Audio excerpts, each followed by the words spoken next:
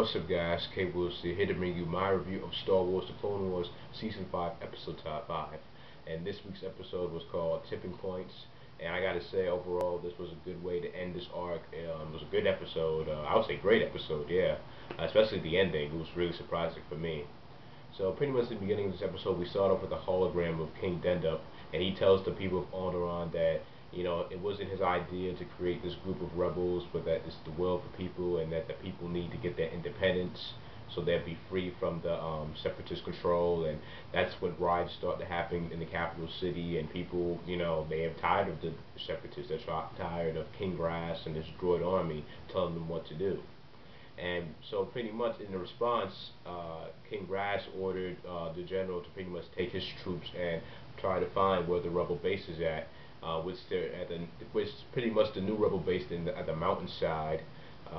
Pretty much now the rebels are joined up with the royal army. They have more numbers, and they have more supplies, and they really are an organized group now.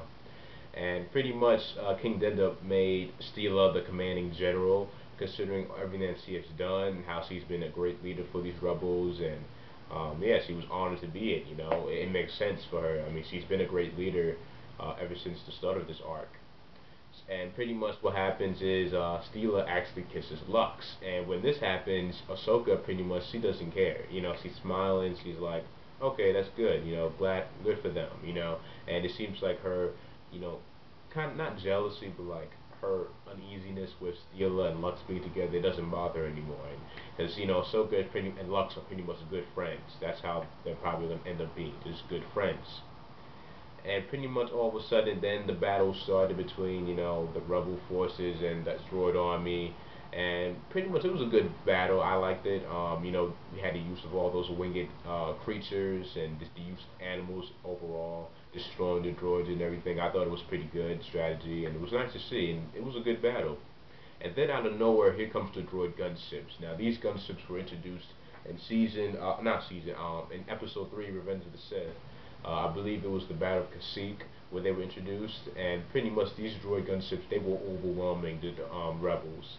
I mean, they had shields, and their firepower was just surpassing everything they had. It was really a massacre almost. And so they had to retreat, and Ahsoka was like, we need help from the Republic, but the Council doesn't want to help. They want to get involved in this. And so Anakin, he comes up with an idea to ask Hondo, which is actually a logical choice, because Hondo is a pirate, and pirates, they don't have allegiance to anybody. They only care about themselves and getting paid. And so pretty much Hondo went and he delivered some rocket launchers to the rebels. When all of them were retreating. And Hondo, with his comedy, was hilarious. He saw Stila, he was like, "Oh, you can be one of my favorite spices."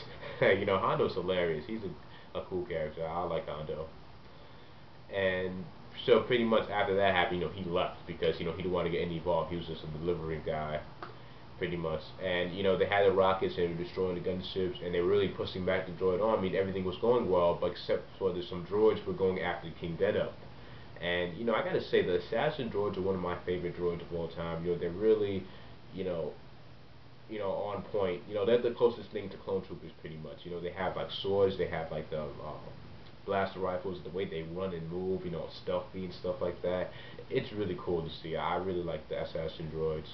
But luckily, King Dendup was safe. However, when Saw, he destroys the final gunship, what happens is that it pretty much crash lands near where Ahsoka, Lux, and King Dendup, and Stila are at. And Stila almost falls, but Ahsoka tries to save her at the end. But however, the droid gunship was still immobilized and shoots Ahsoka, and Stila falls to her death.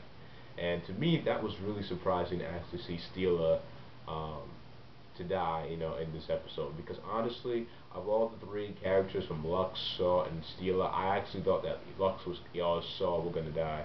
Especially Lux, considering that, his death would probably affect Ahsoka and her development.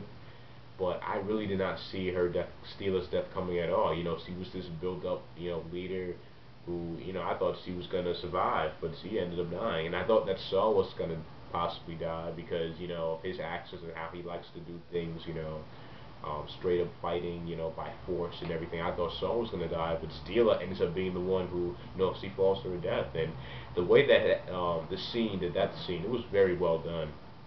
I really liked the soundtrack, and Lux's, reaction. He couldn't say a word. He was just standing there, like he didn't even fall. He was just couldn't believe it that that happened. And what happens to King Rash too, and basically what I kind of what I kind of thought was going to happen ever since my episode 2 review. Because King Rash, he's a pawn. He has no real power. He's just there for political reasons. For being the king.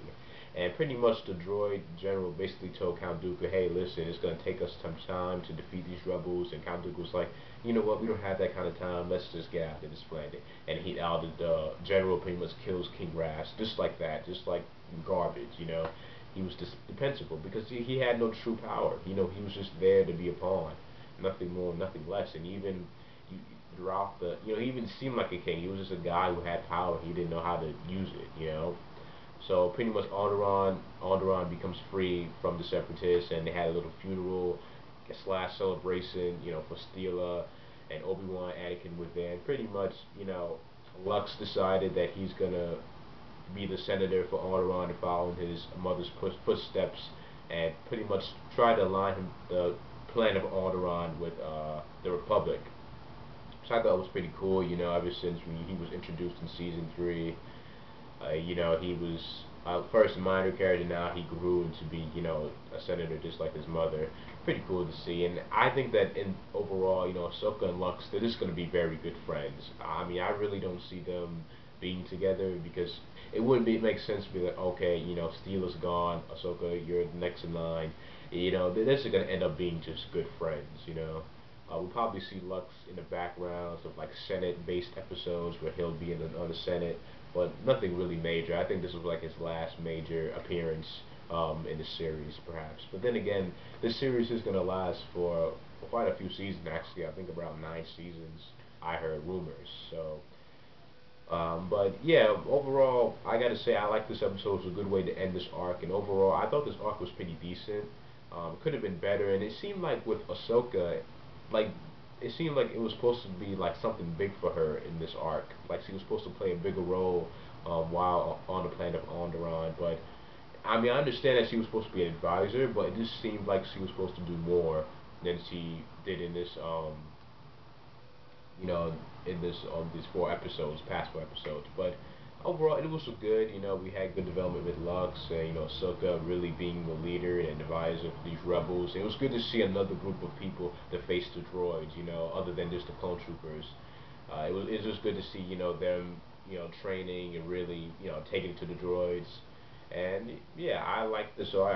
I thought this arc was pretty good. Not anything too memorable, but still, I mean, I guess the only memorable thing would be the last episode, Tipping Points, because this episode, Steela's death, really caught me by surprise. I did not expect her to die at all. But let me know your thoughts down below. What you thought about this episode? What you thought about the Onderon arc overall? What you liked about it, disliked about it? Thoughts on Lux's future, Ahsoka's future? Anything down below? Leave your thoughts in the comment section. Thanks for watching this video. Please give you a thumbs up if you did enjoy this video. Subscribe up above for more reviews. And I'll see you guys later. Peace. Thanks for watching.